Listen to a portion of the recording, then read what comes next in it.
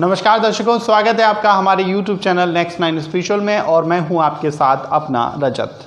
दोस्तों, आज की हमारी इस रिपोर्ट में हम वास्तु की उन तमाम चीज़ों के बारे में बताएंगे जिनमें हम आपको बताएंगे कि कौन सी मूर्ति आपको अपने घर में किस दिशा में लगानी है जिससे कि आपके घर में हमेशा बरकत बनी रहे, सकारात्मकता आपके घर का साथ देती रहे। तो दोस्तों, इन तमाम चीज़ों पर चर्चा करने से पहले हम आपसे एक निवेदन करना चाहते हैं। दोस्तों, अगर आप हमारे चैनल के लिए नए हैं तो कृपया करके आप हमारे चैनल को सब्सक्राइब कर लीजिए और बेल आइकन दबाना ना भूलिए, क्योंकि जो भी हम वीडियोस बनाते हैं उनका आपको डेली टू डेली अपडेट मिलता रहे। तो चलिए शुरुआत करते हैं हमारी आज की खास रिपोर्ट की।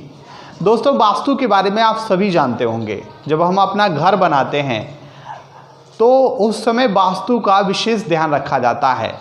वास्तु के देवता जो होते हैं वो हमारे घर के अंदर पॉजिटिव चीज़ों का संचार करते हैं, पॉजिटिविटी की भरमार करते हैं। ऐसा माना जाता है कि वास्तु की पूजा हमारे घर में सकारात्मकता लाती है। दोस्तों, कई घर ऐसे होते हैं जिनका वास्तु खराब होता है, तो अक्सर उन घरों में देखा गया है कि ना तो वहाँ बरकत होती है और ना ही वहाँ पर लोग स्वस्थ जीवन जीते हैं। दोस्तों, मैं आपको बता दूं कि इन तमाम चीज़ों के बारे में अगर सही से परखा जाए और सही से जांचा जाए तो वास्तव में इन तमाम चीज़ों से छुटकारा भी मिल सकता है। हम अपनी ज़िंदगी में एक सकारात्मकता को अपने घर ला सकते हैं। दोस्तों, मैं आपको बता दूं कि अगर आप अपने घर में सकारात्मक ऊर्जा का वास चाहते हैं तो अपने घर का वास्तु हमेशा सुधार के रखिए।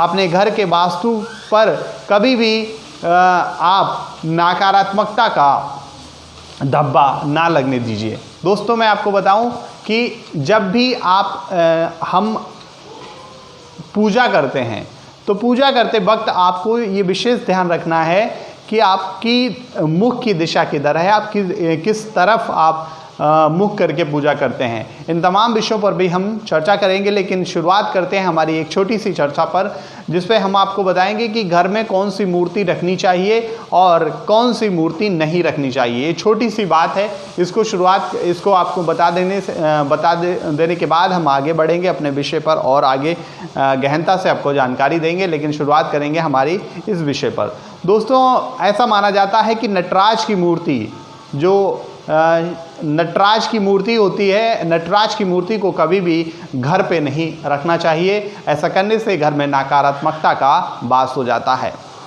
दोस्तों, ये जो मूर्ति है ये वास्तव में नकारात्मकता को लाती है। वैसे तो नटराज भगवान की पूजा होती है, लेकिन नटराज की मूर्ति कभी भी घर में नहीं रखनी चाहिए।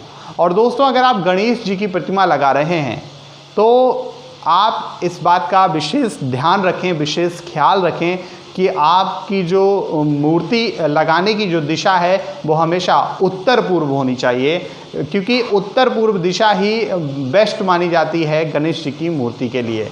और आपके घर के बेडरूम में अगर आपने हनुमान जी की मूर्ति या किसी अन्य देवी देवता की मूर्ति लगाई है तो ये बिल्कुल सही नहीं माना जाता है, क्योंकि अगर आपने हनुमान जी की मूर्ति लगाई है अपने बेडरूम में तो ये वास्तु के हिसाब से गलत है। दूसरा, हनुमान जी ब्रह्मचारी के रूप में अपना जीवन जीते हैं और वो ब्रह्मचारी के लिए जाने जाते हैं, क्योंकि ब्रह्मचारी आदमी ही उनकी पूजा कर सकता है। इसलिए बेडरूम में कभी भी हनुमान जी की मूर्ति ना लगाएं।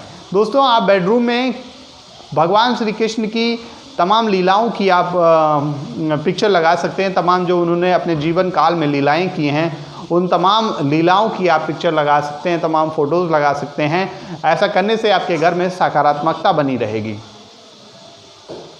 दोस्तों, दूसरी बात, अगर आप अपने घर में सूर्य देव की मूर्ति लगाना चाहते हैं तो आप 7 घोड़ों वाली तस्वीर हमेशा पूरब दिशा में लगाइए, क्योंकि ऐसा माना जाता है कि सूर्य भी पूरब से उगता है और ये जो मूर्ति होती है, ये जो पोस्टर होता है, ये आपके घर में सकारात्मकता को लाता है और आपकी उन्नति में भी आपकी सहायता करता है और आपकी उन्नति में कोई बाधा, कोई अवरोध नहीं आता।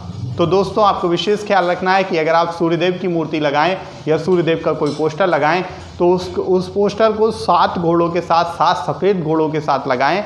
ऐसा करने से आपके घर में हमेशा सकारात्मकता बनी रहेगी और नेगेटिव ऊर्जा का जितना भी आपके घर में वास हो गया है वो तमाम चीज़ें दूर हो जाएंगी।